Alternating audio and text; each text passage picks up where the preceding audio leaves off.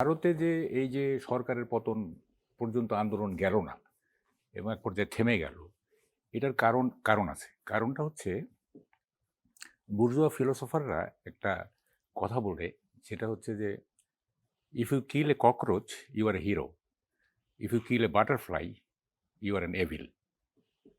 হত্যাও করতে হবে, বাটারফ্লাইয়ের পাখা দুটা ছিঁড়ে ফেললে ইউ আর এভিল, কিন্তু ককরোচ মেরে ফেললে এইটা কোনো ব্যাপার না, এইটা মানে হিরোইক কাজ।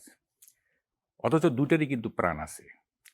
বাংলাদেশে এই যে সরকারের পতন হলো, এটা হচ্ছে Awami government killed so many ককরোচেস। In India, Indian government did not kill a single cockroach. যেগুলো মারা গেছে এটা রাষ্ট্র করা নেই, ঠিক আছে? তো যেহেতু হত্যা হয় নাই, সেহেতু এইটাকে অ্যাক্সেলারেট করা, এটাকে অ্যাগ্রিভেট করার মতো কোনো কারণ তারা খুঁজে পায় নাই। দেখেন, হত্যা কিন্তু একটা বড় ব্যাপার। একটা সিঙ্গেল হত্যাও কখনো কখনো একটা বিশাল চেঞ্জ আনিয়ে দিতে পারে। যেমন ধরেন মিলন হত্যা, না? এরশাদ পতন হয়ে গেল। আবু সাইদের হত্যা, ওয়ান সিঙ্গেল ডেথ, হ্যাঁ। ইভেন ধর 16 মুভমেন্ট কি হয়েছে, আসাদের হত্যার মধ্য দিয়ে এটা স্পার্ক করে গেছে। অবা দি আদার ওয়ে রাউন্ড, আপনি যদি দেখেন যে 69-এ ৫-৭কে হত্যা না করা হলে কিন্তু ছাত্রলীগ আর ওইভাবে নামতে পারতো না, যেভাবে এনএসএফ তাদেরকে কর্নার করে রাখছিল। সো হত্যাটা রাজনীতিতে একটা বড় ব্যাপার। তো যেহেতু শেখ হাসিনা গভর্নমেন্ট মানে ককরোচ মেরেছে অনেক, হ্যাঁ, সেহেতু টিকতে পারে নাই। হ্যাড মোদি গভর্নমেন্ট কিল্ড আপনার ককরোচেস অ্যাটলিস্ট 5 or 10, তাহলে দেখা যেত এটা অ্যাগ্রিভেটেড হতো। এটা এখানে থেমে গেছে এই কারণে। এখন আপনি যেটা বললেন যে এরা এই এই কি বলে যে এরা যে একটু ভিন্ন প্যাটার্নের, না? তা আমরা জেনজিকে একটু ক্যারেক্টার আপনাকে বলি, ধরেন এই যে মনে করিয়ে দিই, দিল্লির যে কৃষক অভ্যুত্থান টাইপের একটা ঘটনা ঘটলো, কি বিশাল ব্যাপার, অলমোস্ট ফেইল্ড, কিন্তু এরা আনপ্রিপেয়ার্ড। হ্যাঁ, বলতেছি। আমি জেনজিকে একটু ক্যারেক্টারাইজ করি, না? এটা এজ লিমিটটা কি? 97 থেকে 2012, এই তো। তার মানে আপার লেভেলটা হচ্ছে 29, আর নিচের লেভেলটা হচ্ছে 14। এই তো এজ গ্রুপ, তাই না? জেনজি যেটাকে আমরা বলতেছি, এই গ্রুপটার দি ডেমোগ্রাফিক কোহোর্ট অফ দিস, মানে এই যে ডেমোগ্রাফিক কোহোর্ট, এইটার ক্যারেক্টারাইজেশনটা হচ্ছে আপনার একটা হচ্ছে আপনার কি বলে যে ডাইভার্সিটি, সেটা হচ্ছে ওরা বৈচিত্র্য পিয়াসী, ঠিক আছে? 2 নম্বর হচ্ছে ইকুইটি, এটা ন্যায়পরায়ণ। এদের মধ্যে এক ধরনের ইনহেরেন্ট একটা মানে ইকুইটির কাজ করে। আর থার্ড হচ্ছে সোশ্যাল চেঞ্জ, তারা সামাজিক পরিবর্তন আকাঙ্ক্ষা করে, হ্যাঁ। এই গ্রুপটা, ফলে যেহেতু তারা ডাইভার্স প্লাস হচ্ছে ইকুইটিতে, ইকুইটি তাদের মধ্যে কাজ করে এবং সোশ্যাল চেঞ্জ কাজ করে, তখন তারা আর অন্য কিছু ভাবে না।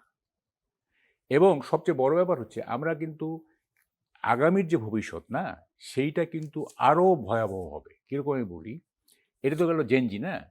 আপনি জেনারেশন আলফা, যেটা যেটা মানে যেটাকে কি বলা হচ্ছে যে 2010 থেকে 2024-এর মধ্যে যারা জন্ম নিয়েছে, জেনারেশন আলফা, এরা আপনার এদের এজ লিমিট হচ্ছে 16, মানে 16।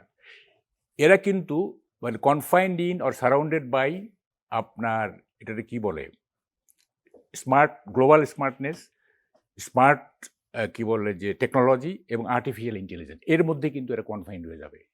তার চেয়েও ভয়ঙ্কর হচ্ছে আপনি জেনারেশন যেটা বিটা, এগুলো তো যে ল্যাটিন আর কি, জেনারেল বিটাটা আরও ভয়ঙ্কর। সেটা হচ্ছে এটা 2025 থেকে 2039 পর্যন্ত যারা জন্মাবে, এবং এইখানে একটা মেজর টেকনোলজিক্যাল শিফট হবে, হ্যাঁ।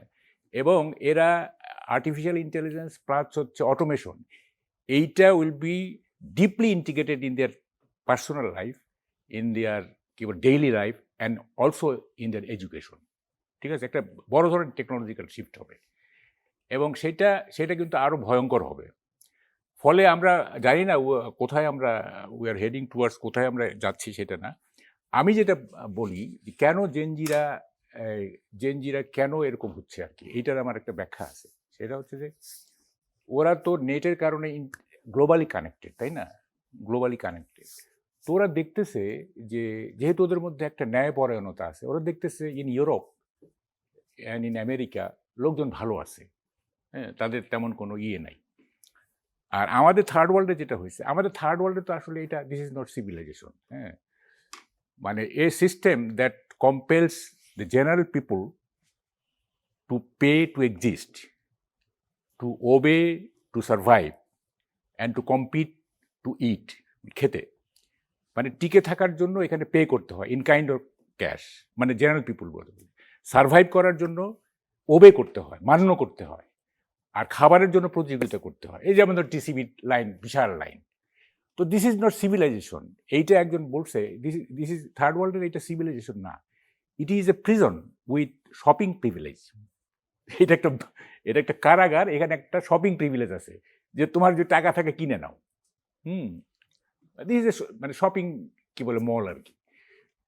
তো ফলে এরা দেখতেছে না, এই যেহেতু তাদের মধ্যে একটা ন্যায়পরায়ণ একটা সাইকি আছে, দেখতেছে যে মানে ইউরোপ আমেরিকার, in contrast to Europe America, আমাদের যে থার্ড ওয়ার্ল্ডের যে সমস্ত, ইভেন ইন সাউথ আমেরিকা দেখেন, ওখানেও কিন্তু শুরু হয়েছে আর কি। ফলে দিস ইজ নট সিভিলাইজেশন। আমরা যদি একটা সিভিলাইজেশনের একটা ইউনিফর্ম রূপ না নিতে পারি, হ্যাঁ, এরা তো চিন্তা করে, এরা তো মানে ধরেন যে এজ লিমিট তো 29, তো 29-এ দে আর ম্যাচিউর এনাফ টু মানে কি অ্যানালাইজ এ সিচুয়েশন, তাই না? এবং যেহেতু well connected, globally well connected, তারা আপডেট থাকতেছে কোথায় কি হচ্ছে না হচ্ছে। তো ফলে এটা কি বলে যে একদিক থেকে সব এটা হয় কি, এটা একটা নেগেটিভ দিকটা বলি মানে হয় একটু, সেটা হলো যে এরা কিন্তু সফল হচ্ছে, কিন্তু এইটা ক্যারি ফরওয়ার্ড করতে পারতেছে না, ঠিক আছে? যেমন ধরেন আমাদের 5ই আগস্টে, না, 5ই আগস্টে জেনজিরা লিড করছে, কিন্তু নেতৃত্ব চলে গেল বিএনপির কাছে।